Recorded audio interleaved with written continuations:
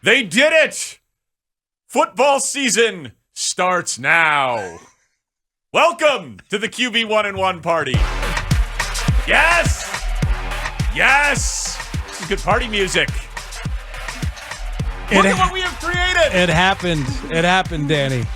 You went to Party City. I went back to Party City. We've got balloons. We got streamers. You appear to be starring as Tevye in a production of Fiddler on the Roof. Do I have that wrong? No, this is a makeshift Lovie Smith beard. Oh, yes, it is. Yeah. Thank Lovie you Smith beard. to Lovie Smith. He's the hero that we didn't know we needed. He really is. This is the biggest win for Lovie Smith since the NFC Championship game. Thank you, Lovie. In a town that celebrates him and that defense, we're only going to celebrate him more. Yes. The stones on that guy to know he's getting fired. It's like, you know what, screw you then. I'm going to go ahead and win the game. So great. I'm going for 2. It wasn't about an early flight in that call. It was about sticking it to Cal McNair. Wow. This is what it's going to look like. This is what it's going to look like for Owen and Eli for your kids in about 40 years. Yeah. Oh. Number 1. If I can ever grow a beard like this, I would consider it a success. You know I'm very patchy when I don't shave. This is the best that I could ever hope for. This is a great look for me. It covers up my chins. I'm thrilled. Tune into Twitch. I'm going to allow you to explain the Derrick Rose number 1 jersey. Well, it's pretty simple, Speaks. Jersey number 1. Thank you. He's going to the Raptors. It's the last time a Chicago team had the number 1 pick. So it worked out pretty well. They got Derrick Rose. He wore jersey number 1. It's true. Bryant was number 2. Yeah, who else wears jersey number 1 that might apply to this situation a little bit more? Justin Fields. Okay. Oh. I don't have a Justin Fields jersey. So I decided to improvise. Yeah. And there's number 1s all over the studio because what are we talking about? Are we talking about QB1? Got one of those. Or are you talking about the number 1 pick? Got that too. Got both of those. Or Number 1. Or are you talking about where the Bears are on the list of teams with the most cap space in the NFL? You know where they are on that list? Number 1. So you need another 1. You need a QB 1-1 party. Well, we got a number 1 right here. Yeah. Over my shoulder. We got I a see number it. 1 right there over your shoulder. Then we got a number 1 right here in front of the mics. Oh, so we got 3. We got 3 number 1s. Full number 1 representation. In the studio. That's what I'm saying. Because the point is this. Whatever you want to talk about for the next 4 months. Your beard. My beard, namely. Whatever hypothetical, whatever half-baked, fully baked, edible infused. I got some of those. I got a bunch of those ideas. In terms of the top of the draft, what to do with this offseason, I got a lot of those. Not even just the draft. You want to trade for someone? Ryan Poles could do it. You want to draft someone? Ryan Poles could do it. You want to sign someone? Ryan Poles can do it. This is unbelievable. They get all the options are there. There is $59 million is what it would cost for Aaron Rodgers. Yeah. Right? I mean, I don't think Green Bay would facilitate that. I don't think Rodgers would facilitate it. But, the Bears are one of the few teams that could absorb Aaron Rodgers' contract.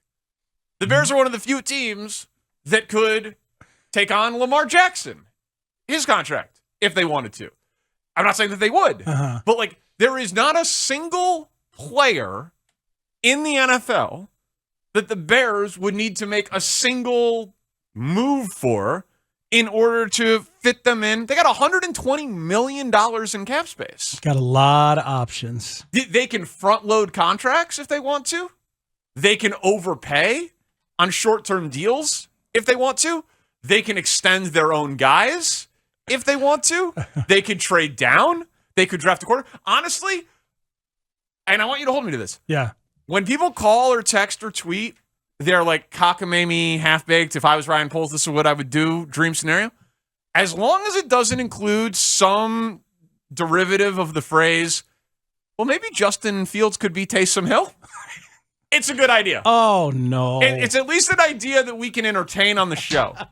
Oh, no. Because listen, if you want to say that Bryce Young's going to be better than Justin Fields and they should reset the rookie pay scale. Okay, so you're open to that. Of course. Okay, so but what you're talking about is you're not open to the idea of drafting Will Levis from Kentucky and having him play quarterback because he's a more traditional quarterback and use Justin Fields for something else. No. If you draft a quarterback, you're trading Justin Fields. If you keep Justin Fields, you're probably trading the number 1 pick. But if you want to say, hey, Will Anderson is going to be Von Miller. Like, if your stance is the best player in the draft is Will Anderson, period. And I don't want to mess around. I want the next Micah Parsons, the next Khalil Mack, the next Von Miller, whomever.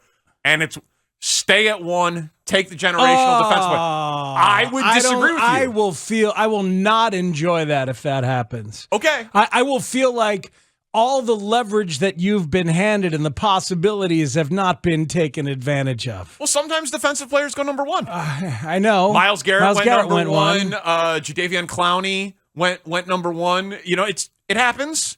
I would also, listen, man, I've been doing this whole thing for 9 weeks, 10 weeks, because I think that they should trade down because it's QB 1-1. They also have their quarterback 1. So I hope they acquire more assets. But, like, it's within the realm of possibility. I mean, the Jaguars just did it last year.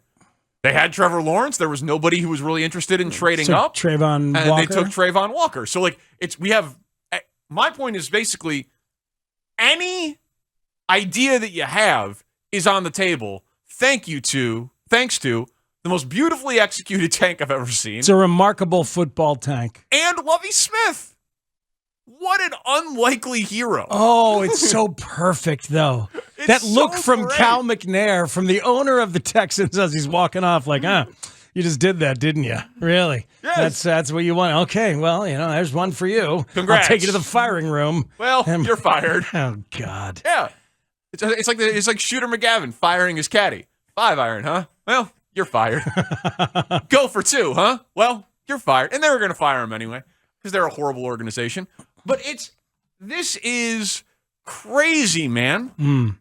This does not happen. Where you end up with everything that they've ended up with.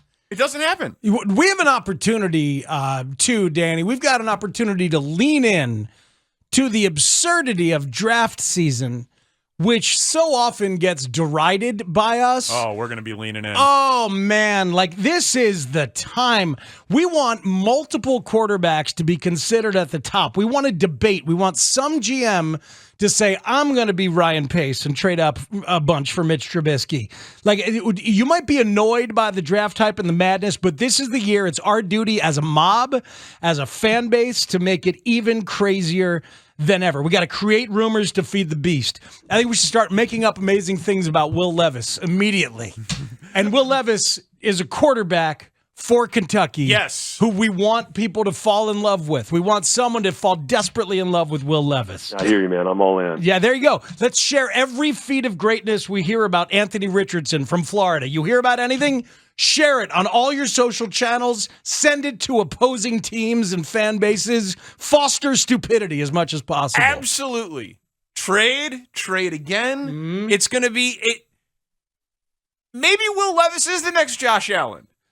Maybe. I doubt it. The odds are against it. Yeah. But hey, shh. We want people to think that he might be. Right, we do. And he might be. Right. Like, so don't be doubting it. The Pro Football Focus mock draft that came out today has 4 quarterbacks in the top 9. 4 in the top 9. Well, and so that's the other thing. So, like, last year when Jacksonville had their franchise quarterback, had like 60-something million in cap space, it was considered a terrible top of the draft. Right. There was no intrigue in trading up. And next year's draft, so like that was the bad scenario. Next year's draft is where people are like, it's the Andrew Luck, Trevor Lawrence level prospect. Because it's Caleb Williams at USC. At USC. This seems to be a little bit of a sweet spot. Well, are you laughing because you can't take me seriously? Why can't you take me seriously? Why are you laughing? Because you're wearing These are excellent points. a Tevye Smith beard is what you're wearing. It's killing me. Because I Are you shedding? Well, no, I'm not shedding. Tradition. So the party city that I went to only had. If I had a draft pick. Wasn't it Skokie? It had a brown hair beard. And I bought silver hairspray. And that's getting on everything? It's getting on everything. And so it's all over my hands, and it seems to be shedding in some way, and it's on my phone. I think Mully and Haugh will enjoy that. Tanny, I think these are your headphones. Sorry. Yeah, this is Mully's workstation. Do you think he's going to have a problem? I'm just gonna stop there. Yeah. Dustin will clean it up. Yeah, well, yeah, that's right. But so yeah, take me seriously. It's going to be difficult Just from be time to Be a time. professional.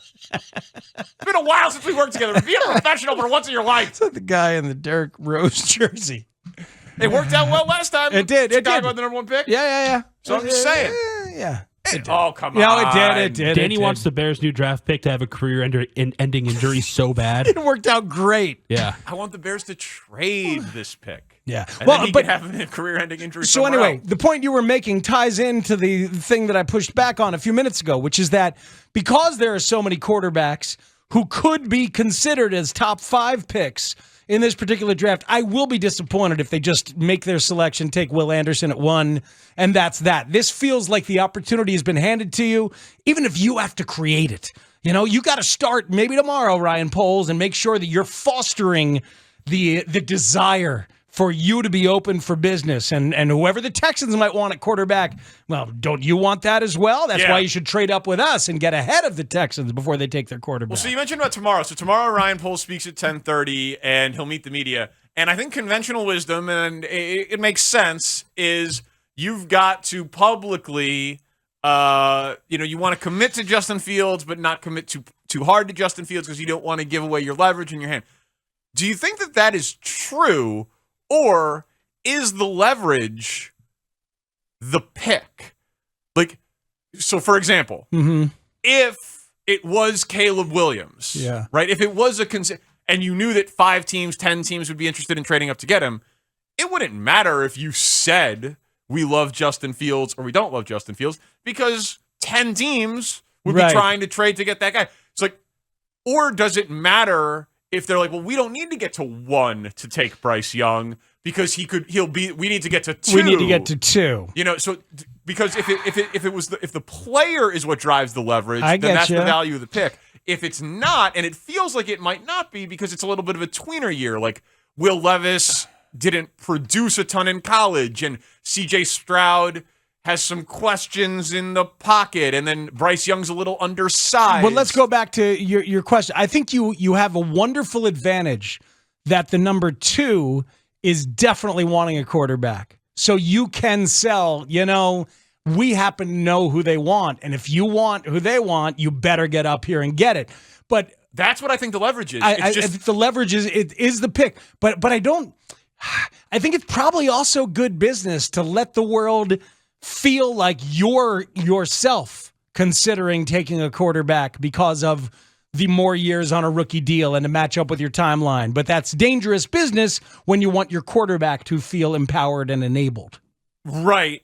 I also think if you want to trade with the Texans, that's where I came out. I was thinking about this all morning. Right. While I was spray painting my beard. If you want to convince the Colts that they just need to get in front of the Texans, then it's the pick that has the value. It's just, hey, come up and select your quarterback because we don't know who Houston's taking. Yes. But if you want Houston, hey, Houston, I got Chris Ballard and Indy on the line. They're going to come up to 1. If you want your guy, you've got to trade with me. Well, there you go. Then they need to move from 2 up to 1. So I think as long as you have Ballard or you have another team, you have another GM that's willing to make your move, you can go back to Houston and say, we'd rather just give this to you, or because we want the second pick. We want the second pick. We want a really valuable draft pick, but we don't need a quarterback, so trade up from 2 to 1. Hey, we traded up from 3 to 2. Man, to take Mitch Trubisky.